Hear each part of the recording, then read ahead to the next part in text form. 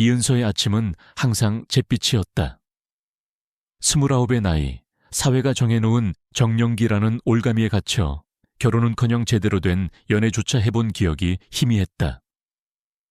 그녀의 이름 앞에는 늘 성공하지 못한 미혼 여성이라는 꼬리표가 따라붙었다. 고층 빌딩 숲 사이로 아침 햇살이 비집고 들어왔지만 그녀의 작은 오피스텔 안은 여전히 차갑고 어두웠다. 탁제 놓인 며칠 전 부모님으로부터 온 택배 상자는 온갖 건강보조제와 함께 결혼정보회사 팜플렛이 수줍게 놓여 있었다. 한숨이 절로 나왔다. 어머니, 저는 괜찮아요. 제 인생은 제가 알아서 할게요. 입 밖으로 꺼내지 못한 말들이 목구멍에서 맴돌았다. 독립적인 삶을 꿈꿨지만 현실은 팍팍했다. 대기업 비서실에서 일한 지 5년째. 누구보다 성실하게 일했지만 승진의 기회는 늘 남자 동료나 스펙 좋은 후배들에게 돌아갔다. 그녀의 노력은 늘 당연하게 여겨졌고 헌신은 투명인간 취급을 받았다. 어쩌면 그녀는 스스로를 너무 쉽게 내어주었던 것인지도 모른다. 과거의 그림자가 그녀를 쫓아다니며 발목을 잡는 듯했다. 어릴 적 유난히 밝고 명랑했던 은서는 언제부턴가 웃음을 잃었다. 모든 것이 동생의 죽음 이후였다. 갑작스러운 사고, 미스터리하게 덮여버린 진실. 그때부터 그녀의 마음속에는 설명할 수 없는 깊은 구멍이 생겼다. 커피포트가 끓는 소리가 정적을 깼다. 은서는 물을 따르다 문득 창밖을 응시했다. 회색빛 도시에 차들이 거미줄처럼 얽혀 움직였다. 저들 중 몇이나 진정으로 원하는 삶을 살고 있을까? 자신처럼 끌려다니듯 사는 이들도 많겠지. 씁쓸한 미소가 입가에 번졌다. 출근 준비를 마친 은서는 익숙하게 가방을 챙겼다. 그 속에는 늘 지니고 다니는 낡은 수첩이 있었다. 동생의 것이었다. 사고가 나던 날 동생이 손에 꼭 쥐고 있던 유일한 물건. 그 수첩 안에는 아직 풀리지 않은 비밀이 잠들어 있는 듯했다. 지하철역으로 향하는 길. 갑자기 쏟아진 소나기에 사람들은 허둥지둥 발걸음을 재촉했다. 은서는 우산도 없이 비를 맞으며 걷다가 문득 한 남자의 뒷모습을 발견했다. 빗줄기 속에서도 한눈에 알아볼 수 있는 익숙한 실루엣이었다. 강민준. 고등학교 동창. 아니, 정확히는 그녀의 학창시절을 지옥으로 만들었던 장본인이었다. 민준은 건너편 횡단보도에서 우산도 쓰지 않은 채 비를 맞으며 누군가와 통화하고 있었다. 그의 얼굴에는 여전히 비열하고 거만한 미소가 걸려 있었다. 은서는 본능적으로 몸을 숨겼다. 마주치고 싶지 않았다. 지난 세월이 흘렀지만 그의 얼굴을 보는 순간 온몸의 세포가 경직되는 듯했다. 심장이 격렬하게 뛰었다. 제발 모른 척 지나가자. 은서는 고개를 숙이고 빠른 걸음으로 그의 시야에서 벗어나려 애썼다. 그러나 운명은 늘 잔인한 법이다. 민주는 전화를 끊고 고개를 돌리다 웅크린 은서를 발견했다. 그의 눈빛의 순간 놀라움과 함께 비웃음이 스쳤다. 이은서 아냐? 야, 이은서! 그의 목소리는 빗소리를 뚫고 은서의 귀에 선명하게 박혔다. 피할 수 없었다. 은서는 천천히 고개를 들었다. 민주는 예전과 다름없이 깔끔한 양복 차림에 고급스러운 시계를 차고 있었다. 번듯한 대기업에 취직했다는 소문은 들었지만 이렇게 마주칠 줄은 몰랐다. 그의 얼굴에는 세월이 묻어난 듯했지만 눈빛만은 여전히 오만하고 비웃음으로 가득했다. 오랜만이네, 이은서. 여기서 다 보네. 민주는 은서의 초라한 행사액을 위아래로 훑어보며 비웃었다. 은서는 애써 평온한 표정을 지으려 했지만 심장이 불안하게 요동쳤다. 그래, 강민준? 그녀는 짧게 대답했다. 더 이상 대화를 이어가고 싶지 않았다.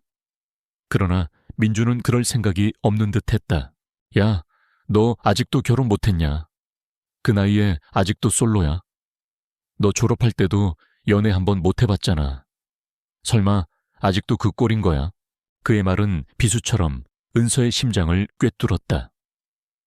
비웃음이 가득한 그의 얼굴에 은서는 분노가 치밀었지만 애써 참았다.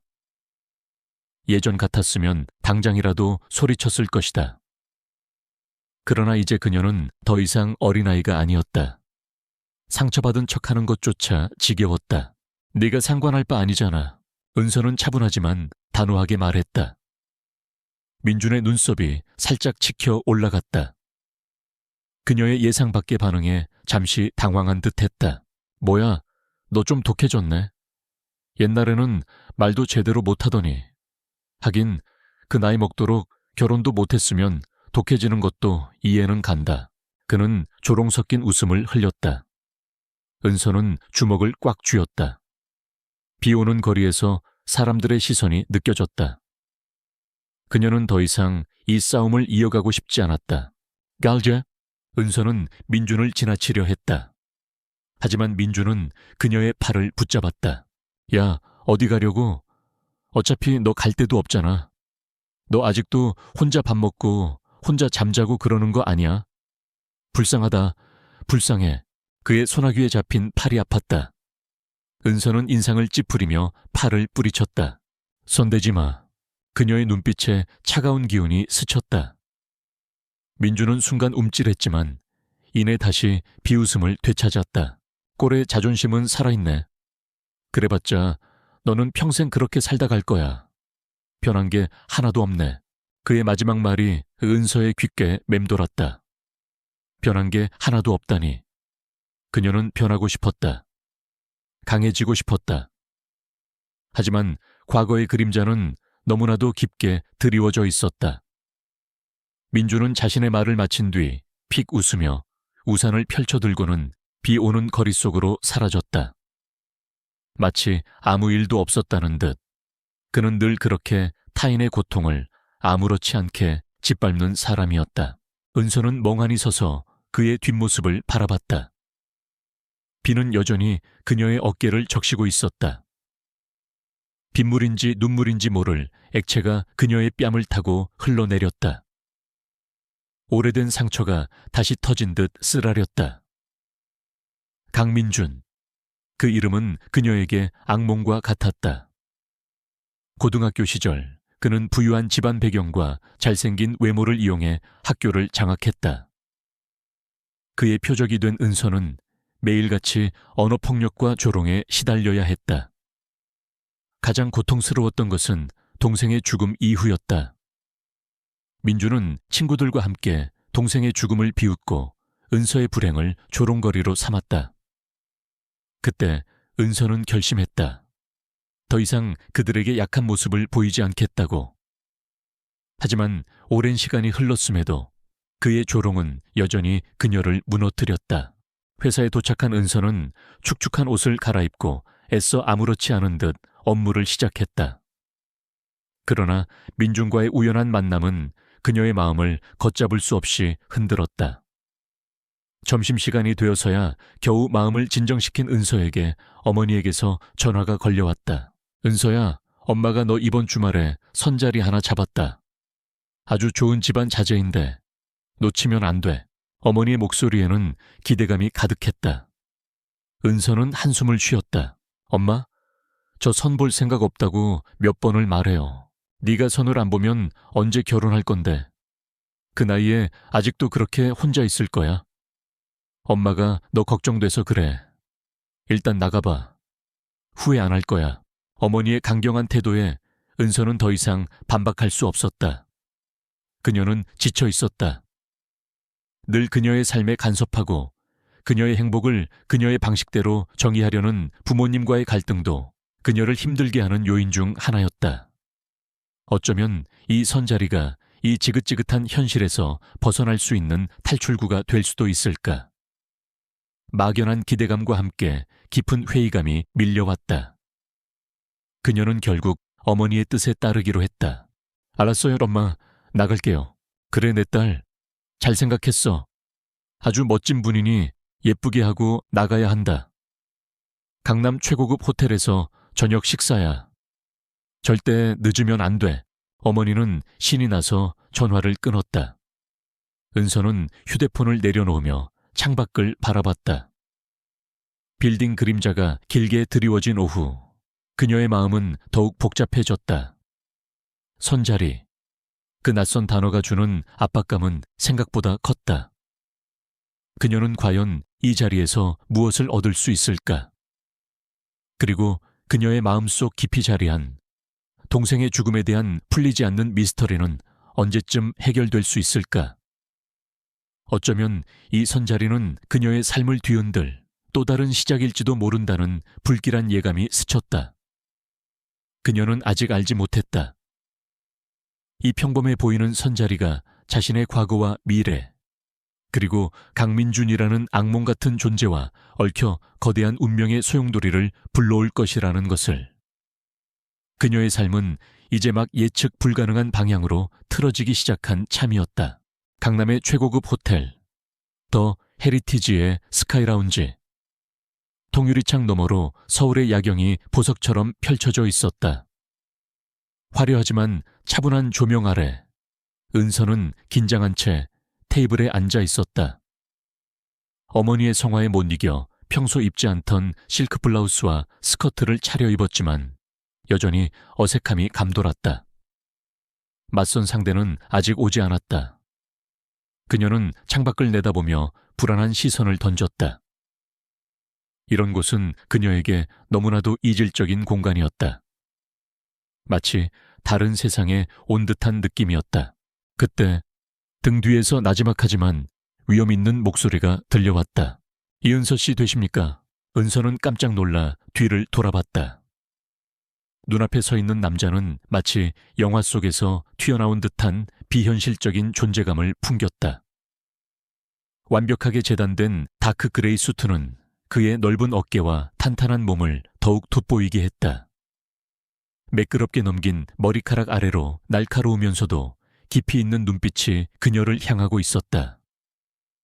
최진우. 그는 사진으로 보던 것보다 훨씬 더 압도적이었다. 은서는 자신도 모르게 숨을 들이켰다. 네, 제가 이은서입니다. 은서는 애써 침착하게 대답했다. 진우는 가볍게 고개를 끄덕이며 그녀의 맞은편 의자를 빼고 앉았다. 그의 움직임 하나하나에 흐트러짐 없는 품격이 묻어났다. 최진우입니다. 늦어서 죄송합니다. 그의 목소리는 낮고 중후했으며 왠지 모르게 익숙한 느낌이 들었다. 은서는 고개를 저었다. 아닙니다. 제가 좀 일찍 왔습니다. 어색한 정적이 흘렀다. 진우는 메뉴판을 건네며 말했다. 드시고 싶은 것 고르시죠.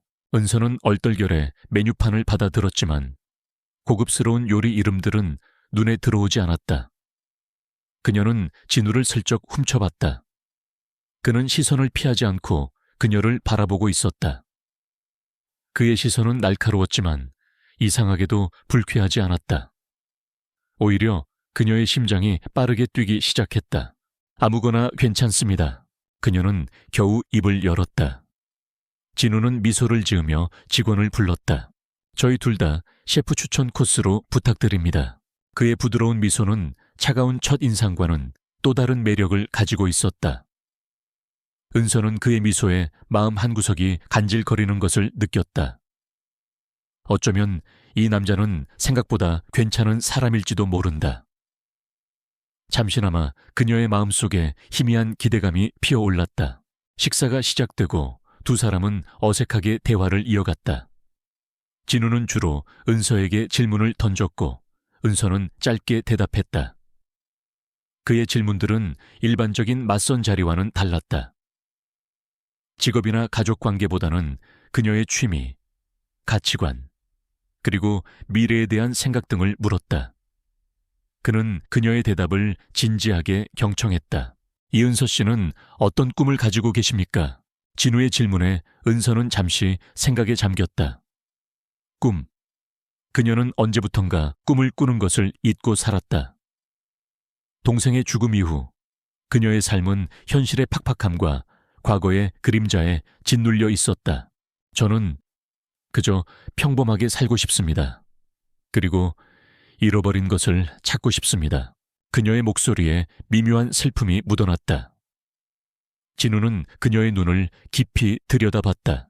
잃어버린 것이라니요. 은서는 순간 당황했다. 그녀는 너무 깊은 이야기를 해버린 것을 후회했다. 아닙니다.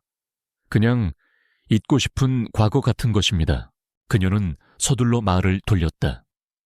진우는 더 이상 묻지 않았다.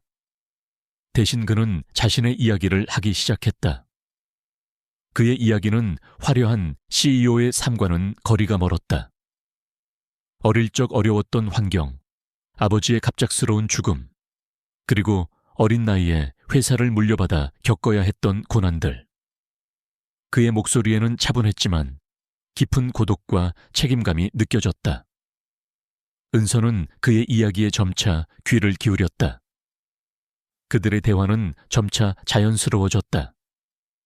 은서는 진우가 겉모습과는 달리 따뜻하고 배려심 깊은 사람이라는 것을 알게 되었다. 그는 그녀의 말에 귀 기울여주고 그녀의 어색함을 편안함으로 바꿔주었다. 그녀의 마음속에 자리 잡았던 벽이 조금씩 허물어지는 듯했다. 식사를 마치고 두 사람은 호텔 로비로 내려왔다. 진우는 그녀를 집까지 데려다 주겠다고 했다. 은서는 괜찮다고 사양했지만 그의 고집을 꺾을 수 없었다. 호텔 밖으로 나오자 낯익은 목소리가 들려왔다. 이은서! 아니 너 여기 웬일이야? 은서는 몸이 굳는 것을 느꼈다. 강민준이었다. 그는 화려한 외제차에 기대어 서서 자신을 향해 걸어오고 있었다. 그의 옆에는 늘 그렇듯 몸에 착 달라붙는 옷을 입은 여자가 팔짱을 끼고 있었다. 민준의 눈빛은 비웃음으로 가득했다. 그의 시선은 은서의 초라한 모습과 진우의 고급스러운 차림을 번갈아 훑었다. 어제비 맞고 다니더니 오늘은 웬일로 이렇게 빼입었냐? 설마 여기가 내 수준에 맞는 곳이라고 착각하는 건 아니겠지? 민준의 조롱 섞인 말에 은서의 얼굴이 굳어졌다. 그녀는 진우가 이 상황을 어떻게 받아들일지 걱정되었다. 그는 은서의 어깨를 살짝 감싸 안았다. 무슨 일이십니까? 진우의 목소리는 낮았지만 그 속에는 차가운 경고가 담겨 있었다. 민준은 진우의 얼굴을 보고 잠시 멈칫했다. 최진우, 대한민국 최고 그룹의 젊은 CEO. 민준은 그를 알아봤다. 그의 얼굴에 순간 당황하는 기색이 스쳤지만 이내 다시 비열한 미소를 되찾았다. 최진우 대표님 아니십니까? 이런 곳에서 뵙네요. 옆에 계신 분이 혹시 대표님 여자친구라도 되십니까? 하하, 민준은 애써 여유로운 척 웃었지만 그의 눈빛은 흔들리고 있었다. 진우는 민준의 말을 무시하고 은서의 손을 잡았다. 가시죠, 은서 씨. 그의 손은 따뜻하고 단단했다. 은서는 진우의 손에 이끌려 차 쪽으로 향하려 했다. 그러나 민준은 포기하지 않았다. 야, 이은서, 너 진짜 대단하다. 최진우 대표님을 꼬시다니. 네가 감히 이런 분 옆에 설 자격이나 있다고 생각하는 거야. 네 주제를 알아야지. 민준의 목소리가 호텔 로비에 울려 퍼졌다. 주변 사람들이 웅성거리기 시작했다. 은서의 얼굴은 창백해졌다. 그녀는 수치심에 고개를 숙였다. 진우의 표정은 차갑게 굳어졌다. 그는 은서의 손을 놓지 않은 채 민준에게로 시선을 돌렸다. 방금 뭐라고 하셨죠? 이은서 씨는 제 소중한 분입니다. 함부로 말하지 마십시오. 진우의 목소리는 얼음처럼 차가웠다. 그의 눈빛은 민준을 꿰뚫을 듯 강렬했다. 민준은 진우의 기세에 눌려 뒷걸음질 쳤다. 그의 얼굴에는 당황스러움과 함께 미묘한 두려움이 스쳤다. 아닙니다. 그냥 제가 착각했습니다. 죄송합니다, 대표님. 민준은 얼른 고개를 숙였다. 그의 옆에 있던 여자친구도 눈치를 살피며 고개를 숙였다.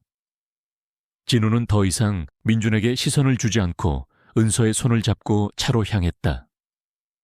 은서는 진우의 손을 잡은 채 그의 옆에서 걸으며 그의 단단한 어깨를 올려다봤다. 그녀의 마음속에 알 수 없는 감정들이 휘몰아쳤다. 그토록 오랜 시간 그녀를 괴롭혀온 강민준의 비웃음 앞에서 최진우는 그녀를 보호해 주었다. 잊고 지냈던 따뜻한 감정이 그녀의 가슴을 채웠다. 차 안에서 은서는 진우에게 미안하다고 말했다. 오늘 불쾌하게 해드려서 죄송합니다. 진우는 운전대를 잡은 손으로 그녀의 손을 부드럽게 감쌌다. 사과할 필요 없습니다. 오히려 제가 미안합니다. 그런 사람 때문에 당신이 상처받는 것을 보니 마음이 아픕니다. 그의 따뜻한 말에 은서의 눈시울이 뜨거워졌다. 그녀는 자신도 모르게 눈물을 글썽였다. 그녀는 그동안 혼자서 모든 것을 감당해왔다. 누구에게도 약한 모습을 보이지 않으려 애썼다. 그런데 지금 이 남자는 그녀의 아픔을 알아주고 위로해 주었다. 그 사람 고등학교 동창입니다.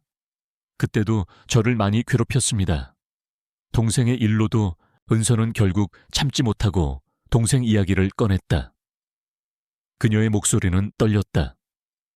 진우는 차를 길게 세우고 그녀를 바라봤다. 괜찮습니다. 천천히 말씀해 주십시오. 제가 들어드리겠습니다. 은서는 진우의 따뜻한 눈빛에 용기를 얻어 자신의 과거와 동생의 죽음에 대한 이야기를 털어놓았다. 동생이 사고로 죽었다는 사실, 그리고 그 사고의 진실이 제대로 밝혀지지 않았다는 것, 강민준이 그 일로 자신을 끊임없이 괴롭혔다는 것까지. 그녀는 그동안 아무에게도 말하지 못했던 깊은 상처를 진우에게 털어놓았다. 진우는 묵묵히 그녀의 이야기를 들었다. 그의 얼굴에는 깊은 연민과 함께 알 수 없는 결심 같은 것이 스쳐 지나갔다. 힘든 시간 보내셨군요. 이은서 씨. 하지만 이제 혼자가 아닙니다. 제가 당신 곁에 있습니다. 그의 말은 그녀에게 거대한 위로가 되었다. 은서는 진우의 말에 기대어 울었다. 그녀는 그제야 긴장했던 몸의 모든 힘이 풀리는 것을 느꼈다. 그날 밤, 진우는 그녀를 집까지 데려다 주고 헤어졌다. 그녀의 마음속에는 설명할 수 없는 감정들이 뒤섞여 있었다. 맞선 상대, 단순한 맞선 상대가 아니었다. 그는 그녀의 아픔을 이해해주고 그녀를 보호해 주었다. 그리고 그의 눈빛에는 그녀의 잃어버린 과거와 알 수 없는 연결고리가 있는 듯했다. 어쩌면 그는 그녀의 삶에 들어온 운명적인 인연일지도 모른다. 이 만남이 그녀의 삶에 어떤 변화를 가져올지 그녀는 아직 알 수 없었다. 하지만 한 가지 확실한 것은 그녀의 삶이 더 이상 예전과 같지 않을 것이라는 예감이었다. 그녀의 마음속에는 작은 희망의 불씨가 피어올랐다. 최진우와의 만남 이후 이은서의 일상은 미묘하게 변하기 시작했다. 그의 존재는 그녀의 잿빛 세상에 한 줄기 빛처럼 스며들었다. 업무 시간에도 문득문득 그의 차분한 눈빛과 따뜻한 목소리가 떠올랐다. 퇴근 후에는 그의 문자를 확인하는 것이 그녀의 작은 설렘이 되었다. 그는 매일 밤 안부를 물었고 가끔은 일상적인 농담을 건네기도 했다. 그녀는 처음으로 누군가에게 마음을 열고 있다는 사실에 놀랐다. 그리고 그만큼 조심스러웠다. 진우는 바쁜 CEO임에도 불구하고 그녀와 함께하는 시간을 소중히 여겼다. 그는 그녀를 위해 고급 레스토랑 대신 아담한 골목길의 맛집을 찾았고 화려한 선물 대신 그녀가 좋아하는 꽃 한 송이를 건넸다. 그는 그녀의 작은 습관들을 기억하고 배려해 주었다. 은서는 그의 섬세함에 깊이 감동했다. 어느 날 저녁 진우는 그녀를 자신의 개인 서재로 초대했다. 통유리창 너머로 야경이 한눈에 내려다 보이는 고층 빌딩의 서재는 책으로 가득 차 있었다. 은서는 책으로 둘러싸인 공간에서 편안함을 느꼈다. 이곳은 제가 가장 좋아하는 공간입니다. 진우는 따뜻한 차를 내밀며 말했다. 책을 좋아하시는군요. 은서는 책꽂이를 바라보며 말했다. 오래된 고서부터 최신 경제 서적까지 다양한 분야의 책들이 빼곡히 꽂혀 있었다. 네, 힘들 때마다 책에서 위로를 얻었습니다. 진우는 씁쓸하게 웃었다. 은서는 그의 얼굴에서 깊은 고독을 느꼈다. 그가 겉으로 보여지는 완벽한 모습 뒤에 얼마나 많은 아픔과 무게를 견뎌왔을지 짐작할 수 있었다. 대표님은 언제부터 이렇게 힘든 시간을 보내셨나요? 은서는 조심스럽게 물었다. 진우는 잠시 침묵했다. 그리고 이내 나지막한 목소리로 자신의 과거를 이야기하기 시작했다. 그의 아버지는 작은 사업체를 운영했지만 갑작스러운 사고로 돌아가셨다고 했다. 그때 그는 겨우 20살이었다. 어머니는 병으로 쓰러지셨고 그는 어린 나이에 가족의 생계를 책임져야 했다. 밤에는 대리운전을 하고 낮에는 학업과 사업을 병행하며 이를 악물고 버텼다고 했다. 남들이 부러워하는 이 자리는 사실 저에게는 무거운 짐이었습니다. 매일 밤 혼자서 이 서재에 앉아 고민했습니다. 과연 제가 이 모든 것을 감당할 수 있을까 하고요. 진우의 목소리에는 깊은 피로감이 묻어났다. 은서는 그의 어깨에 살짝 손을 얹었다. 혼자 힘들어하지 마세요. 이제는 제가 옆에 있잖아요. 그녀의 따뜻한 위로에 진우는 놀란 듯 그녀를 바라봤다. 그의 눈빛에 복잡한 감정이 스쳐 지나갔다. 그는 그녀의 손을 잡았다. 고맙습니다, 은서 씨. 그날 밤 은서는 진우의 인간적인 모습에 더욱 깊이 빠져들었다. 그는 단순한 재벌 2세가 아니었다. 삶의 무게를 짊어지고 묵묵히 걸어온 강인한 사람이었다. 그녀는 그의 어깨에 기대어 잠시 눈을 감았다. 그녀의 마음속에 자리 잡았던 오래된 외로움이 조금씩 녹아내리는 듯했다. 그러나 행복은 늘 짧은 법이었다. 며칠 뒤 회사에 출근한 은서는 차가운 시선들을 느꼈다. 동료들은 그녀를 수군거렸고 팀장은 그녀에게 냉담하게 대했다. 불안한 예감은 틀리지 않았다. 점심시간 그녀의 휴대폰으로 한 통의 기사가 날아왔다. 최진우 대표 비서실 직원과의 부적절한 관계 의혹. 기사에는 그녀가 진우의 개인 서재에 방문하는 모습이 찍힌 사진과 함께 그녀가 진우의 비리를 이용해 특혜를 받았다는 악의적인 내용이 담겨 있었다. 사진 속 그녀의 뒷모습은 너무나도 선명했다. 은서는 충격에 휩싸였다. 누가 왜 이런 기사를 터뜨린 것일까? 그녀는 곧바로 진우에게 전화를 걸었지만 그는 회의 중이라는 메시지만 남긴 채 전화를 받지 않았다. 은서는 불안감에 휩싸였다. 이때 뒤에서 익숙한 비웃음이 들려왔다. 꼴값 떨더니 결국 이렇게 되는구나, 이은서. 강민준이었다. 그는 비서실 문에 기대어 팔짱을 낀 채 비열하게 웃고 있었다. 이게 다 네가 잘난 척해서 그런 거야. 최진우 같은 사람이 너 따위를 좋아할 리 없잖아. 어차피 넌 내 밑바닥이었다고. 주제 파악 좀 하지 그랬어? 그의 말은 칼날처럼 은서의 심장을 찔렀다. 은서는 분노의 치를 떨었다. 내가 한 짓이야. 민주는 어깨를 으쓱하며 시치미를 뗐다. 내가 뭘? 나는 그저 사실을 말했을 뿐인데. 대한민국 최고 그룹의 CEO가 어디 감히 너 같은 평범한 비서 따위랑 어울리겠냐. 니까짓게 감히 꿈도 꾸지 말아야 할 것을 꿈꿨으니 그 대가는 치러야지. 그의 말에 은서의 눈에서 불꽃이 튀었다. 그녀는 그에게 달려들려 했지만 민주는 여유롭게 비서실을 나섰다. 그의 얼굴에는 잔인한 승리감이 가득했다. 은서는 분을 사귀지 못하고 몸을 떨었다. 모든 것이 민준의 짓이었다.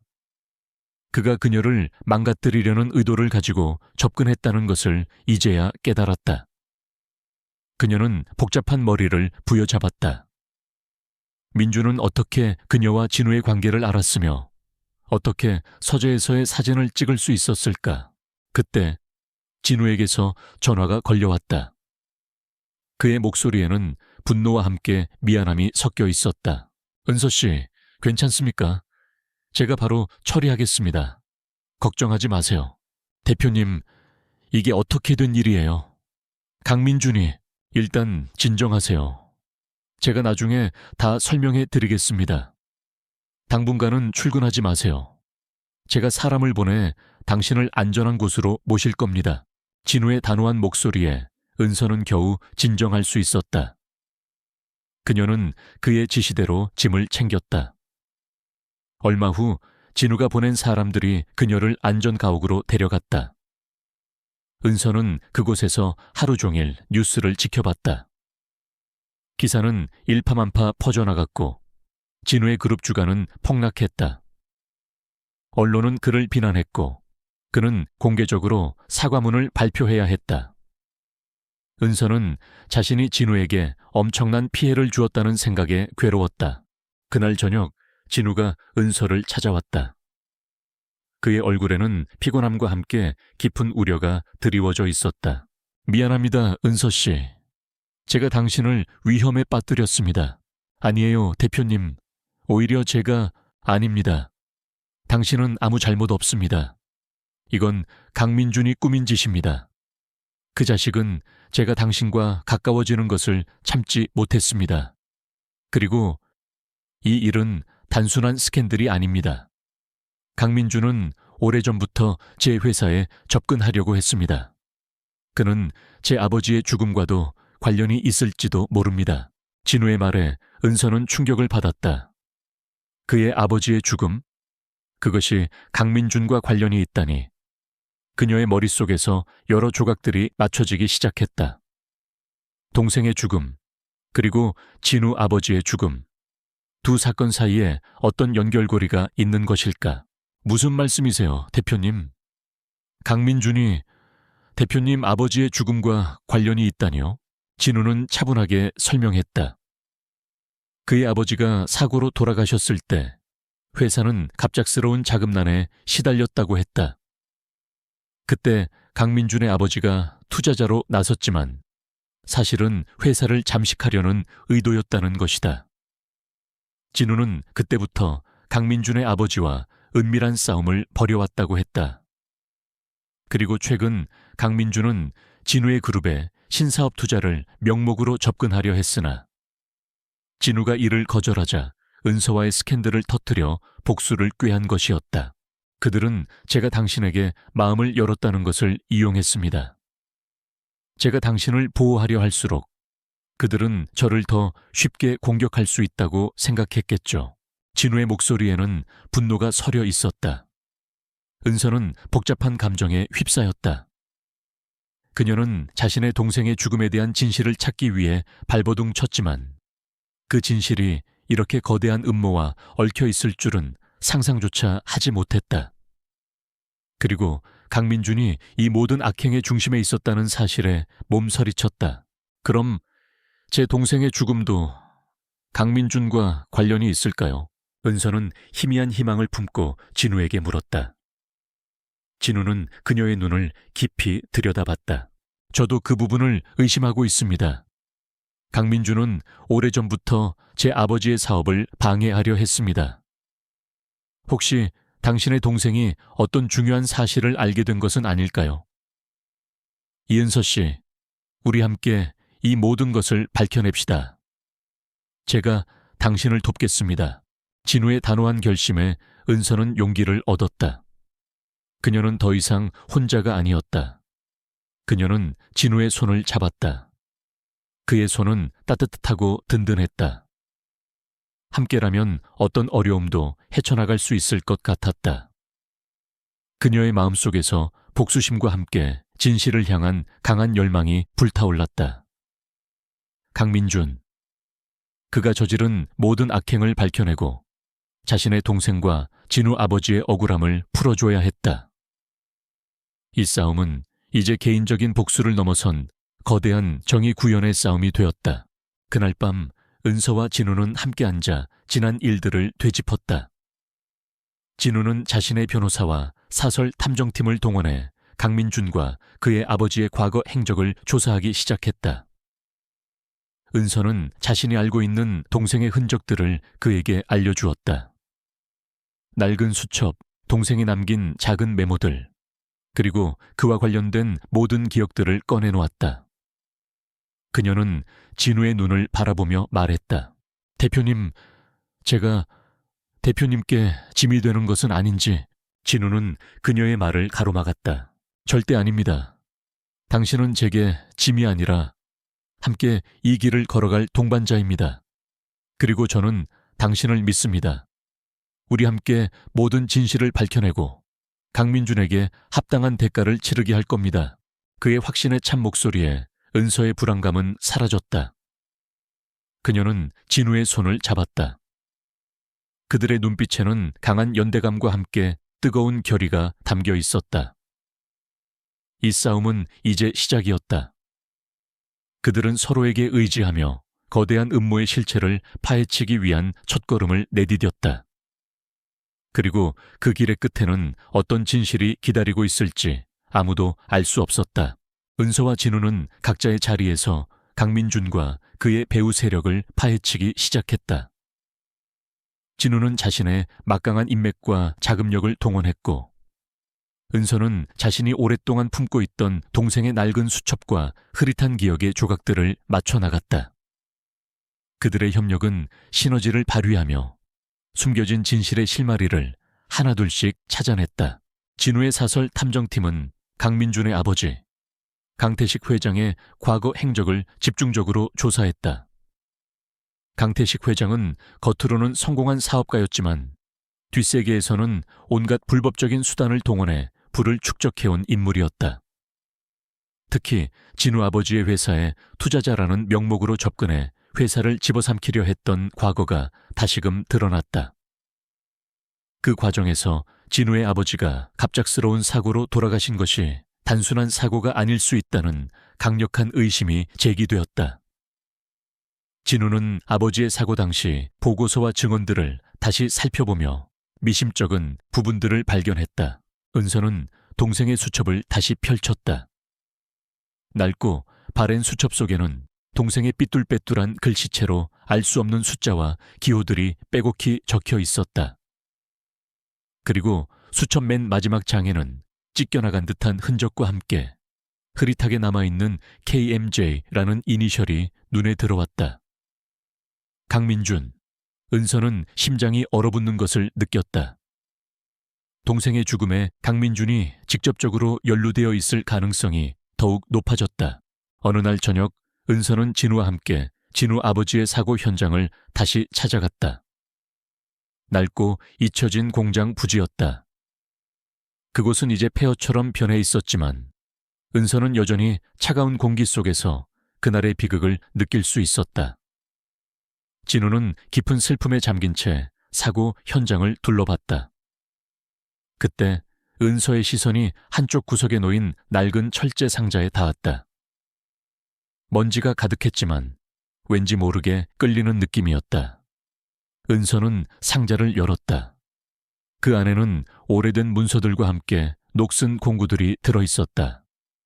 그리고 그 중에서도 유독 눈에 띄는 것이 있었다. 빛바랜 사진 한 장. 사진 속에는 앳된 얼굴의 진우 아버지와 그의 옆에 서 있는 젊은 시절의 강태식 회장이 함께 웃고 있었다. 그리고 그들 뒤편에는 은서의 동생과 비슷한 또래의 소년이 서 있었다. 그 소년은 강민준이었다. 이게 무슨 사진이죠? 은서는 떨리는 목소리로 진우에게 사진을 내밀었다. 진우는 사진을 받아들고 한참을 응시했다. 저희 아버지와 강태식 회장입니다. 그런데 이 아이는 강민준? 진우의 표정이 굳어졌다. 사진 속 어린 강민준은 진우 아버지의 뒤에서 뭔가를 들여다보고 있었다. 그의 표정에는 미묘한 호기심과 함께 뭔가 불길한 기운이 감돌았다. 그리고 사진 뒤편에 작게 쓰여진 날짜는 동생이 죽기 며칠 전이었다. 동생이 여기 왔던 것 같아요. 어쩌면 은서의 목소리가 젖어들었다. 그녀는 동생의 수첩에 적혀 있던 알 수 없는 숫자와 기호들이 이 공장 부지의 설계 도면이나 비밀 장소와 관련이 있을지도 모른다는 직감을 했다. 다음 날, 진우는 사진을 바탕으로 강민준의 아버지, 강태식 회장과의 과거 관계를 더욱 깊이 파고들었다. 진우의 팀은 강태식 회장이 진우 아버지의 회사를 인수하기 위해 불법적인 회계 조작과 함께 진우 아버지가 개발 중이던 핵심 기술을 빼돌리려 했다는 정황을 포착했다. 그리고 그 핵심 기술이 강민준이 현재 추진하고 있는 신사업과 밀접한 관련이 있다는 것을 알아냈다. 강민준은 아버지의 그릇된 욕망을 그대로 물려받아 자신의 성공을 위해 수단과 방법을 가리지 않는 인물이었다. 한편 은서는 동생의 수첩에 적힌 기호들을 해독하기 위해 노력했다. 밤늦도록 수첩을 들여다보던 그녀의 눈에 문득 이상한 점이 들어왔다. 몇몇 숫자 배열이 마치 좌표처럼 보였다. 그녀는 지도 앱을 켜고 그 좌표를 입력했다. 놀랍게도 그 좌표는 진우 아버지의 공장 부지 내부에 있는 낡은 창고를 가리키고 있었다. 강구? 은서는 즉시 진우에게 연락했다. 진우는 망설임 없이 은서와 함께 다시 공장 부지로 향했다. 밤이 깊은 시간, 폐허가 된 공장 부지는 더욱 음산한 분위기를 풍겼다. 은서는 수첩의 좌표를 따라 낡은 창고로 향했다. 창고 문은 녹슬어 있었고 굳게 잠겨 있었다. 진우는 준비해온 도구로 자물쇠를 부수고 문을 열었다. 창고 내부는 먼지와 거미줄로 가득했다. 은서와 진우는 손전등을 비추며 안으로 들어섰다. 퀴퀴한 곰팡이 냄새와 함께 차가운 공기가 코끝을 스쳤다. 그들은 꼼꼼히 창고 내부를 살폈다.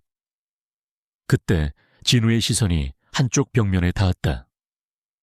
벽돌 몇 개가 다른 부분과 미묘하게 달랐다. 진우는 벽돌을 조심스럽게 드러냈다. 그 안에는 낡은 철제 금고가 숨겨져 있었다.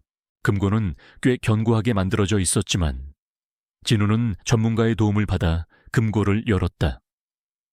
금고 안에는 2개의 낡은 서류철과 함께 오래된 녹음기가 들어있었다. 진우는 떨리는 손으로 서류철을 꺼냈다. 서류철 안에는 진우 아버지의 육필로 쓰여진 문서들이 들어있었다. 그것은 진우 아버지가 강태식 회장의 불법적인 행위를 고발하고 그의 계략을 폭로하는 내용의 비밀 장부였다.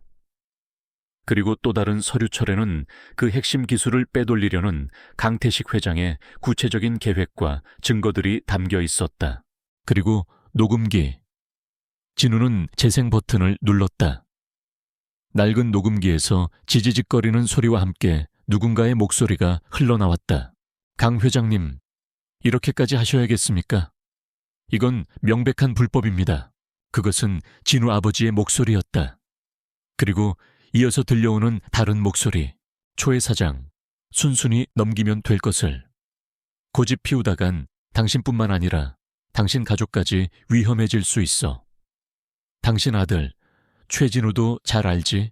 강태식 회장의 목소리였다. 그 목소리에는 섬뜩한 협박이 담겨 있었다. 녹음은 계속 이어졌다. 진우 아버지가 강태식 회장의 협박에 굴하지 않고 끝까지 저항하는 내용이 담겨 있었다. 그리고 마지막에는 충격적인 내용이 담겨 있었다. 그럼 어쩔 수 없군. 자네 아들은 이미 알고 있는 건가? 강태식 회장의 말에 진우 아버지는 격분했다. 우리 진우는 건드리지 마라.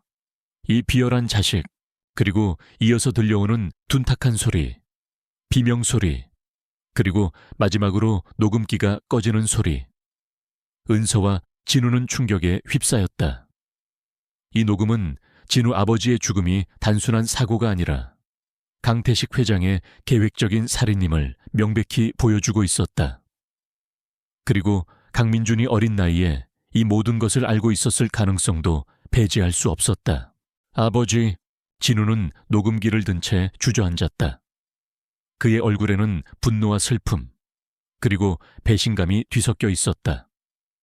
은서는 그의 어깨를 감싸 안았다. 그녀의 눈에도 눈물이 고였다. 자신의 동생의 죽음 역시 이 음모와 깊이 관련되어 있을 것이라는 확신이 들었다.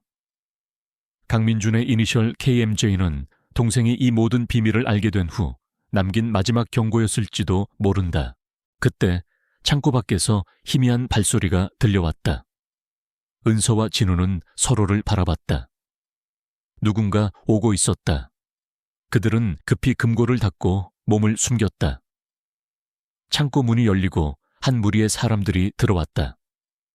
그들은 손전등을 비추며 창고 내부를 샅샅이 뒤졌다. 그들의 목적은 분명했다. 금고를 찾는 것이었다. 강민준이 보낸 사람들이었다. 은서와 진우는 숨죽이며 그들의 움직임을 지켜봤다. 그들은 금고가 숨겨진 벽을 발견하고 벽돌을 하나하나 드러냈다. 그 순간 은서는 진우의 손을 잡았다. 그들은 더 이상 숨어 있을 수 없었다. 그들이 발견한 증거들은 강민준과 그의 아버지의 모든 죄를 밝혀낼 결정적인 단서들이었다. 들켰습니다. 진우는 은서에게 속삭였다. 그때 창고 밖에서 요란한 소리가 들려왔다. 왈, 왈. 누군가 짖는 소리였다. 은서의 반려견, 루시였다. 은서는 얼마 전 유기견 보호소에서 입양한 루시를 잠시 진우의 비서에게 맡겨두었는데 루시가 어떻게 여기까지 따라온 것일까? 루시는 영리하게도 은서와 진우가 위험에 처한 것을 감지하고 구조팀을 불렀던 것이었다. 진우는 자신의 비서에게 은서와 함께 공장 부지로 간다는 것을 알리며 혹시 모를 상황에 대비해 위치 추적 장치를 달아두었다. 루시의 짖는 소리에 강민준의 부하들은 당황했다. 그들은 루시에게 달려들었지만 루시는 영리하게 그들을 피해 다니며 계속해서 짖었다. 그때 멀리서 경찰차 사이렌 소리가 들려왔다. 진우의 비서가 미리 신고를 했던 것이다. 강민준의 부하들은 당황한 채 서둘러 도망치기 시작했다. 은서와 진우는 숨어있던 곳에서 나와 금고 안에 증거물들을 챙겼다. 경찰이 도착했을 때 그들은 이미 모든 증거를 확보한 상태였다. 은서는 루시를 품에 안고 쓰다듬었다. 루시는 그녀의 얼굴을 핥으며 꼬리를 흔들었다.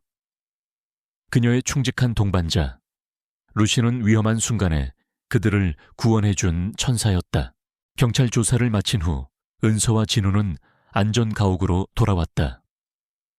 그들의 손에는 강민준과 그의 아버지의 모든 죄를 입증할 결정적인 증거들이 들려 있었다. 녹음 파일, 비밀 장부, 그리고 강태식 회장의 계획이 담긴 문서들. 이 모든 것들이 진우 아버지의 죽음과 은서 동생의 죽음이 단순한 사고가 아님을 증명하고 있었다. 이제 시작입니다. 진우는 굳은 얼굴로 말했다. 은서는 그의 손을 잡았다. 그녀의 눈빛에는 두려움 대신 강한 의지가 담겨 있었다. 복수심, 그리고 진실을 향한 열망. 그녀는 더 이상 숨거나 도망치지 않을 것이다. 강민준이 저지른 모든 죄를 밝혀내고 그에게 합당한 대가를 치르게 할 것이다. 그들의 싸움은 이제 진실을 향한 험난한 여정의 시작이었다.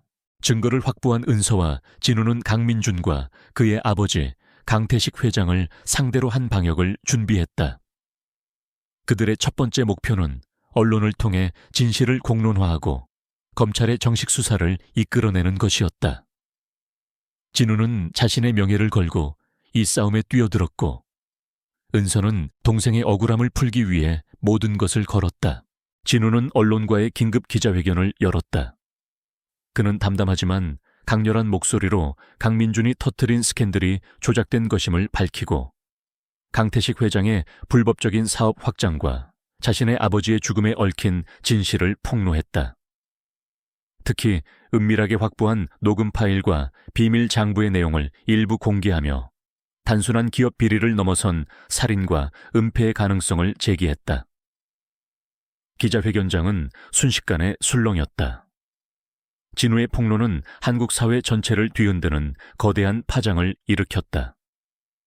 그의 용감한 고백은 국민들의 지지를 얻었고 강태식 회장과 강민준 부재에 대한 비난 여론이 들끓기 시작했다. 강민준은 예상치 못한 진우의 방역에 당황했다. 그는 자신의 스캔들이 오히려 진우에게 유리하게 작용하고 자신과 아버지의 오랜 악행이 세상에 드러나는 것에 분노했다.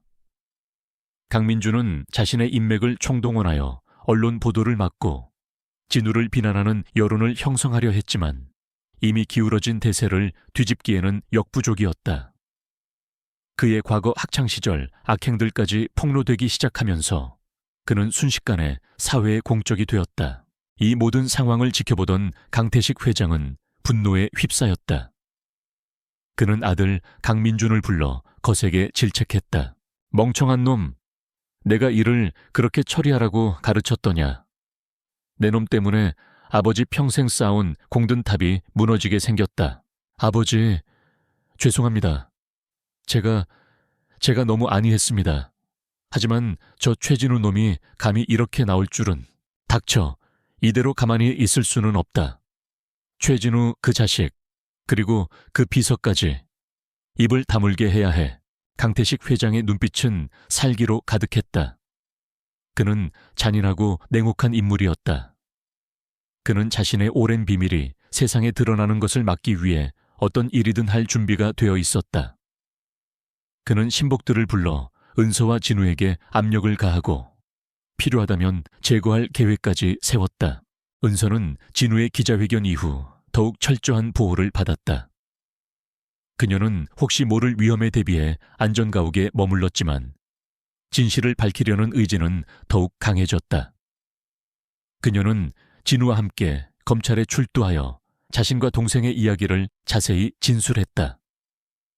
그녀는 강민준이 동생을 괴롭혔던 일, 동생이 남긴 수첩과 이니셜 KMJ, 그리고 동생의 죽음 이후 강민준이 보였던 수상한 행동들에 대해 하나도 빠짐없이 이야기했다. 그녀의 진술은 진우가 확보한 증거들과 완벽하게 일치했고 검찰은 수사에 박차를 가하기 시작했다. 수사가 진행되면서 검찰은 은서의 동생의 사고 현장을 다시 조사했다. 그리고 놀라운 사실이 드러났다.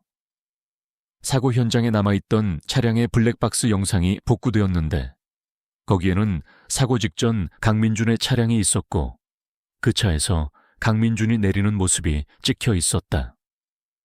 그리고 사고가 난 직후 누군가가 사고 현장에서 급히 벗어나는 모습까지 결정적인 증거였다.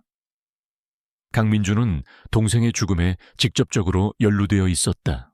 이 소식은 언론을 통해 빠르게 퍼져나갔다. 강민준은 더 이상 변명할 수 없게 되었다. 그의 이미지는 바닥으로 떨어졌고 그가 속한 회사에서도 그를 손절하기 시작했다.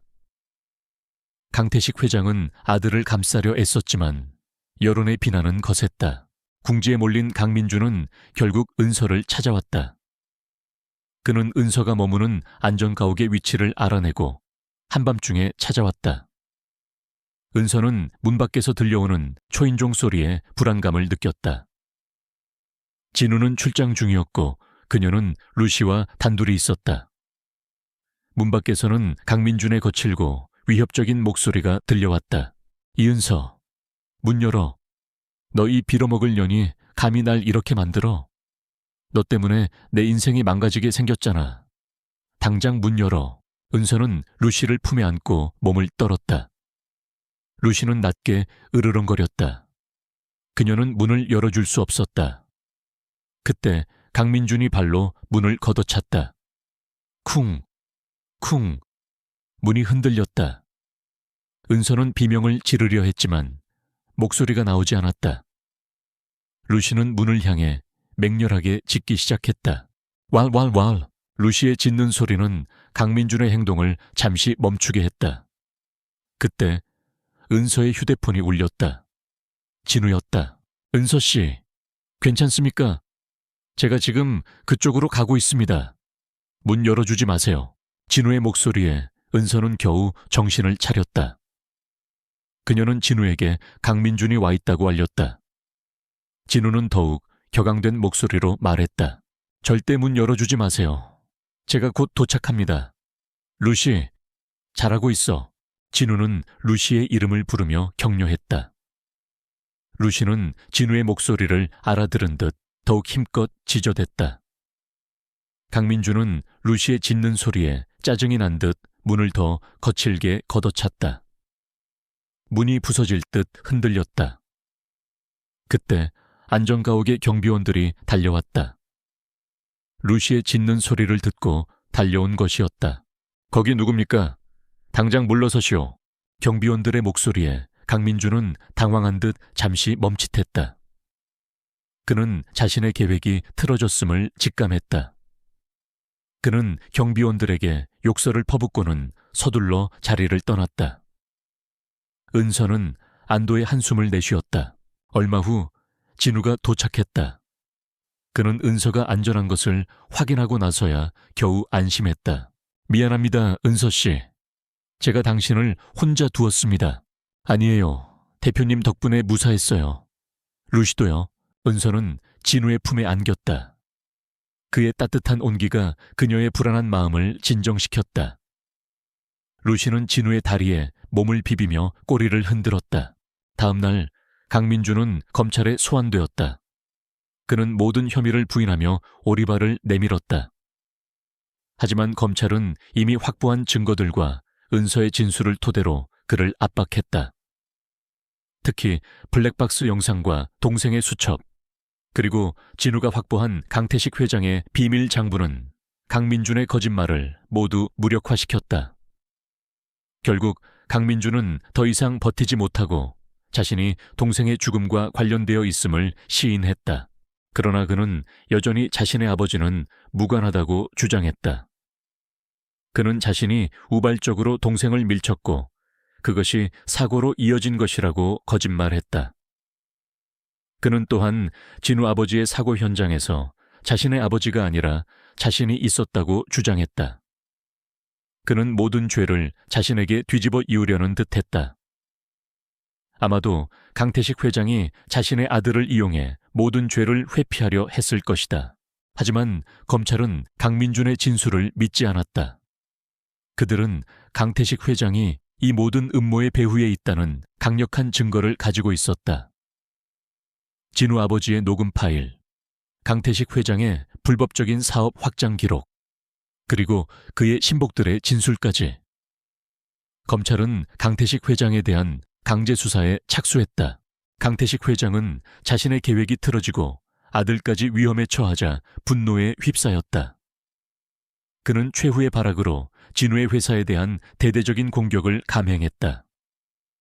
언론을 통해 진우의 회사에 대한 악의적인 소문을 퍼뜨리고 주가를 조작하려 했다. 하지만 진우는 이미 강태식 회장의 수를 읽고 있었다. 그는 미리 대비하여 회사의 피해를 최소화했고 오히려 강태식 회장의 주가 조작 시도를 역이용하여 그에게 치명타를 입혔다. 이 싸움은 이제 강민준과 강태식 회장 부자와 진우 그리고 은서 간의 전면전으로 확대되었다. 모든 언론과 국민의 이목이 이들에게 집중되었다. 은서는 이 모든 과정을 지켜보며 더욱 강해졌다. 그녀는 더 이상 과거의 약한 이은서가 아니었다. 그녀는 진우와 함께 진실을 향해 당당히 맞서는 강인한 여인이 되었다. 그녀의 내면에는 오랫동안 잠재되어 있던 용기와 강인함이 깨어나고 있었다. 이 싸움의 끝에는 승자와 패자가 명확히 갈릴 것이었다. 그리고 그 승자는 과연 누가 될 것인가? 모두의 관심이 집중되었다. 강민준의 자백에도 불구하고 강태식 회장은 여전히 모든 혐의를 부인하며 진실을 은폐하려 발버둥 쳤다. 그는 자신의 막강한 권력과 재력을 이용해 언론을 통제하고 검찰 수사를 방해했다. 하지만 진실은 결코 가려지지 않는 법. 진우와 은서 그리고 그들을 돕는 이들의 끈질긴 노력 끝에 강태식 회장의 거대한 음모의 실체가 서서히 드러나기 시작했다. 검찰은 강민준의 진술에서 석연찮은 부분들을 발견하고 재조사를 시작했다. 특히 동생의 수첩에서 발견된 이니셜 KMJ는 강민준이 동생의 죽음에 단순한 우발적인 사고를 넘어선 더 깊은 관련이 있음을 암시했다. 은서는 진우의 도움을 받아 동생의 수첩에 적힌 기호들을 다시 분석했다. 그녀는 어린 시절 동생과 함께 즐겨하던 암호놀이를 기억해냈다. 복잡해 보였던 숫자와 기호들은 사실 동생이 남긴 마지막 메시지였다. 메시지를 해독하자 충격적인 내용이 드러났다. 강민준 아빠와 최진우 아빠의 비밀 거래를 알고 있다. 날 죽이려 한다. 동생의 마지막 메시지는 강민준이 단순히 우발적인 사고를 넘어 고의적으로 동생을 살해하려 했음을 보여주는 결정적인 증거였다. 강민준은 동생이 자신의 아버지와 진우 아버지의 비밀 거래, 즉 핵심 기술 유출 및 불법적인 자금 거래에 대해 알게 되자 이를 은폐하기 위해 동생을 제거하려 했던 것이다. 동생은 사고 현장에서 도망치려 했지만 결국 강민준에게 붙잡혀 희생된 것이었다. 은서는 진실을 마주한 순간 주저앉아 오열했다. 그녀의 동생은 자신 때문에, 어른들의 추악한 욕망 때문에 희생된 것이었다. 진우는 은서의 고통을 보며 강민준과 강태식 회장에 대한 분노를 더욱 키웠다. 그는 즉시 검찰에 동생의 수첩 내용과 해독된 메시지를 제출했다. 이 결정적인 증거는 검찰 수사에 큰 전환점을 가져왔다.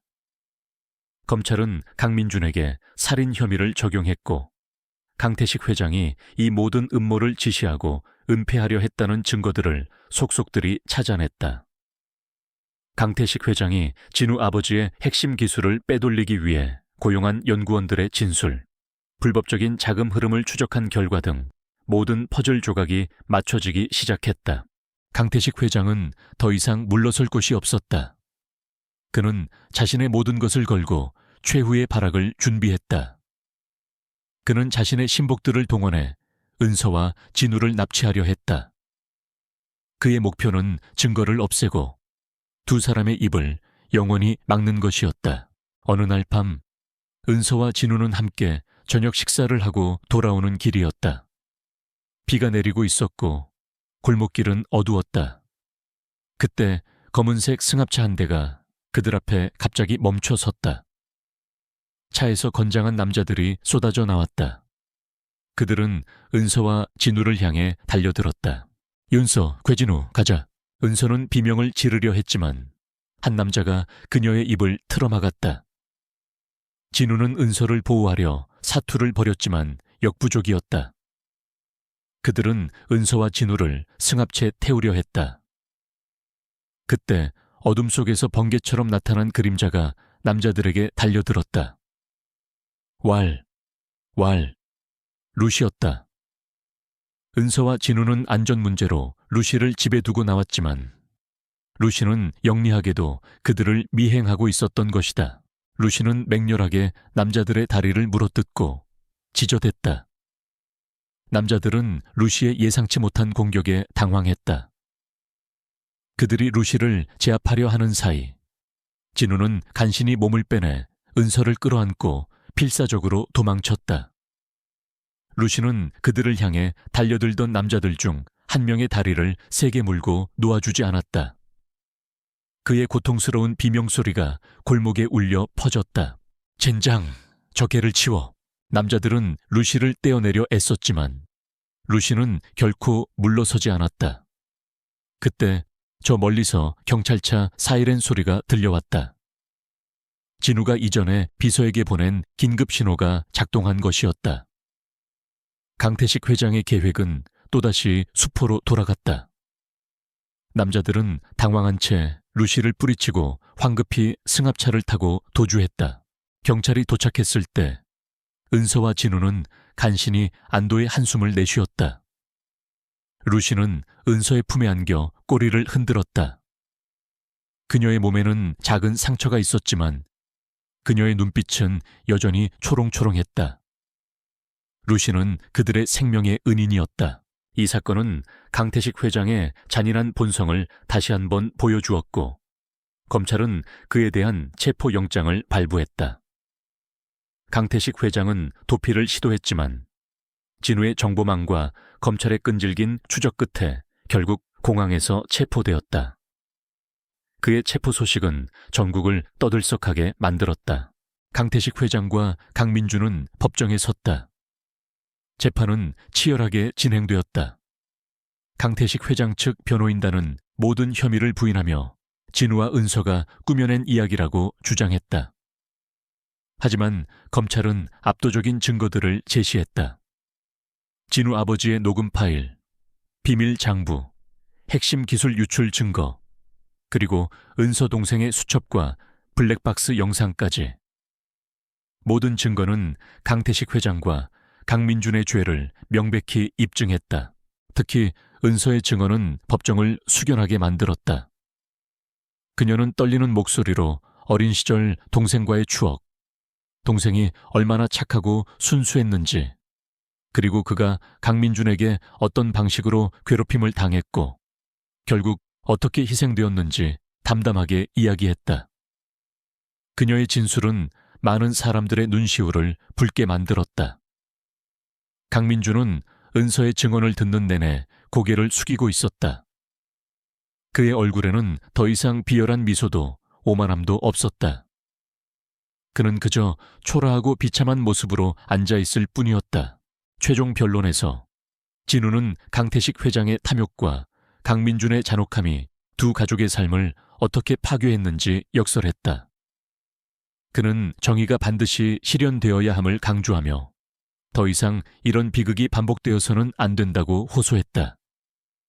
그의 진심 어린 호소는 재판부와 방청객들에게 깊은 울림을 주었다. 오랜 심리 끝에 재판부는 강태식 회장에게 무기징역을, 강민준에게는 징역 20년형을 선고했다.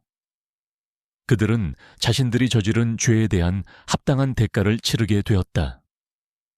법정에는 안도의 한숨과 함께 박수 소리가 터져 나왔다. 은서는 진우의 손을 잡고 눈물을 흘렸다. 그녀의 눈물은 슬픔이 아닌 해방감과 안도감의 눈물이었다.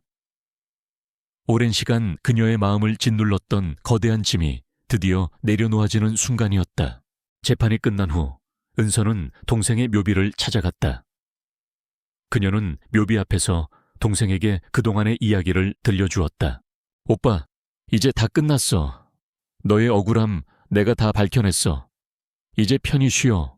은서의 목소리는 흐느꼈지만 그녀의 얼굴에는 평온함이 감돌았다. 루시는 그녀의 발치에 앉아 조용히 그녀를 지켰다.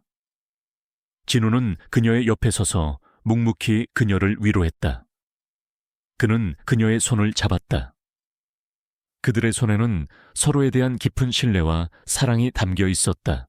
강태식 회장과 강민준의 몰락은 사회 전반에 큰 파장을 일으켰다. 재벌들의 비리와 권력 남용에 대한 경종을 울렸고 정의의 중요성을 다시 한번 상기시켰다. 진우의 그룹은 이번 사건을 통해 더욱 신뢰받는 기업으로 거듭났다. 그는 투명하고 윤리적인 경영을 선언하며 새로운 비전을 제시했다. 은서도 다시 회사로 돌아왔다. 그녀는 더 이상 과거의 비서 이은서가 아니었다. 그녀는 진실을 밝히기 위해 용감하게 싸웠던 강인한 여인이었다. 그녀는 동료들의 존경을 받았고 그녀의 삶은 새로운 의미를 찾았다. 모든 것이 제자리로 돌아온 듯했다. 하지만 은서의 마음속에는 여전히 깊은 상처가 남아 있었다. 동생의 빈자리, 그리고 그를 지키지 못했다는 죄책감은 쉽게 사라지지 않았다. 그녀는 진우에게 말했다. 대표님, 모든 것이 끝났지만 여전히 마음이 아파요. 제가 과연 행복해질 수 있을까요? 진우는 그녀의 손을 잡고 부드럽게 말했다. 은서 씨, 슬픔은 시간이 지나면 아물 것입니다. 하지만 당신의 용기와 강인함은 영원히 빛날 것입니다. 이제는 당신을 위해 살아가세요. 당신은 충분히 행복할 자격이 있습니다. 제가 항상 당신 곁에 있겠습니다. 그의 말은 그녀에게 큰 위로가 되었다. 은서는 진우의 눈을 바라봤다.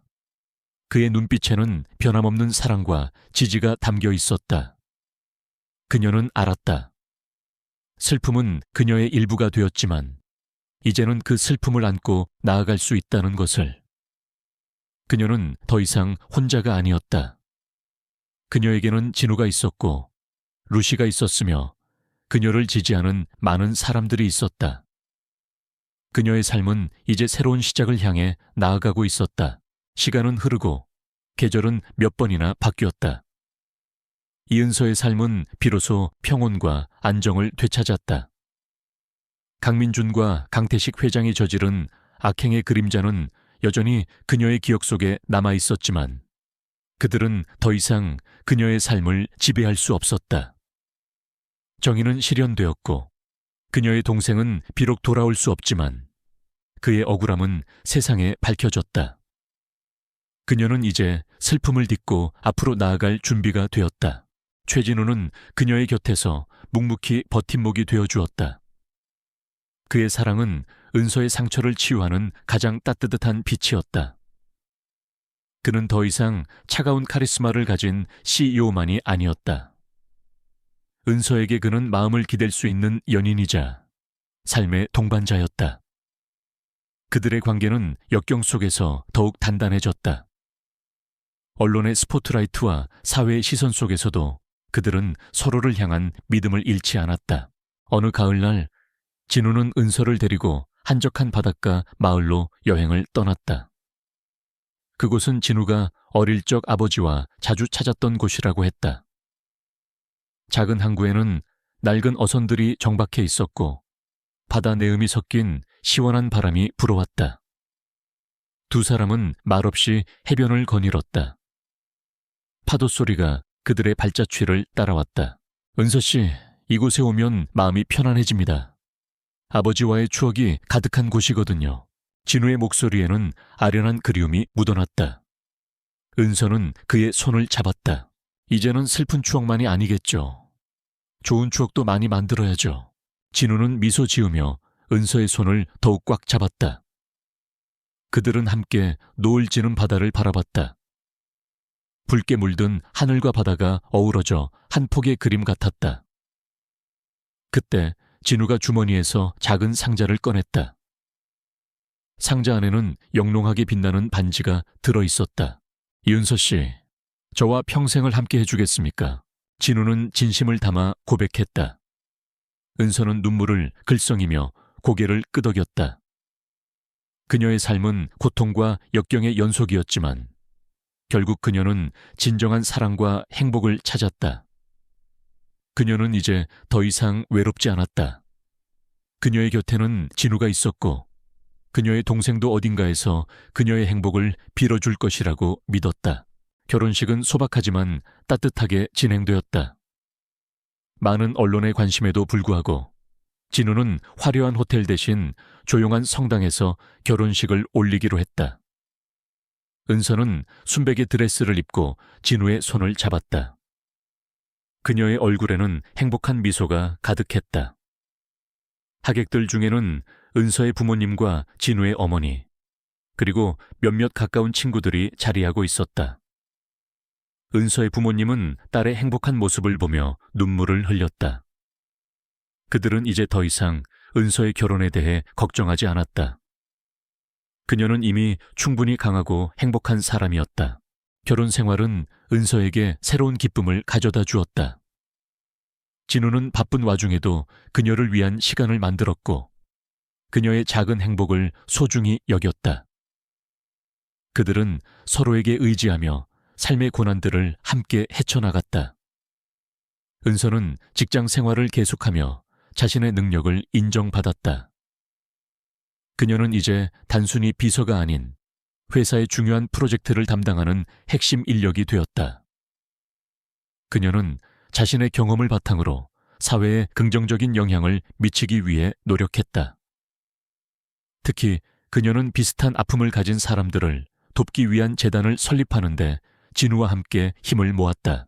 몇 년 후 은서에게 또 다른 축복이 찾아왔다. 그녀는 진우의 아이를 임신했다. 그녀의 배가 불러올수록 그녀의 마음은 더욱 따뜻함으로 가득 찼다. 그녀는 아이에게 자신의 모든 사랑을 줄 것이라고 다짐했다.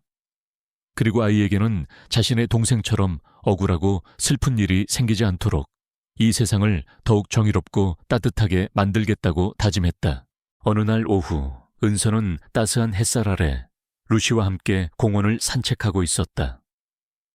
루시는 이제 털에 흰 부분이 듬성듬성했지만 여전히 활기차게 뛰어다녔다.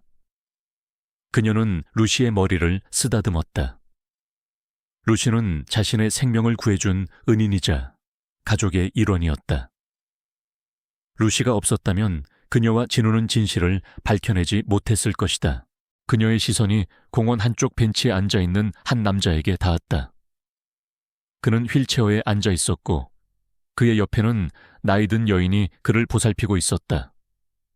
강민준이었다. 그는 수감 생활 중 건강이 악화되어 병원으로 이송되었다고 했다. 그의 얼굴에는 과거의 오만함과 비열함은 온데간데 없었다. 그는 그저 초라하고 늙어 보일 뿐이었다. 은서는 그를 지나치려 했지만 그의 시선이 그녀에게 닿았다. 그의 눈빛에는 미묘한 감정이 스쳐 지나갔다. 후회, 그리고 체념. 은서는 더 이상 그에게 분노를 느끼지 않았다. 그녀의 마음속에는 오직 평온함만이 남아있었다. 그녀는 그를 용서하지는 않았지만 그에 대한 증오심은 사라졌다. 그녀는 자신의 삶을 파괴했던 그림자에서 벗어나 진정한 자유를 얻었다. 은서는 발걸음을 돌려 진우가 있는 곳으로 향했다.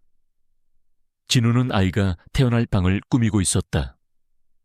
그는 서툰 손길로 아기 침대를 조립하고 있었다. 은서는 그의 뒷모습을 보며 미소 지었다. 그녀는 과거의 상처와 고통을 넘어 진정한 사랑과 행복을 찾았다. 그녀의 삶은 이제 새로운 희망으로 가득 차 있었다. 그녀는 알았다. 그 나이에 아직도 결혼 못했어. 비웃던 동창의 조롱은 더 이상 그녀에게 아무런 의미도 없었다. 그녀는 진정한 자신을 찾았고 자신을 사랑해주는 사람들과 함께 아름다운 미래를 만들어 나가고 있었다. 그녀의 삶은 하나의 드라마와 같았다. 비극과 절망 속에서도 희망을 잃지 않고 용기와 강인함으로 맞서 싸웠다. 그리고 마침내 그녀는 자신의 이야기를 해피엔딩으로 장식했다. 이제 그녀는 어딘가 부족한 미혼 여성이 아닌 사랑받고 존경받는 한 사람의 아내이자 엄마, 그리고 사회에 긍정적인 영향을 미치는 당당한 여성으로 살아가게 될 것이다. 그녀의 이야기는 끝나지 않았다. 이제부터가 진정한 시작이었다.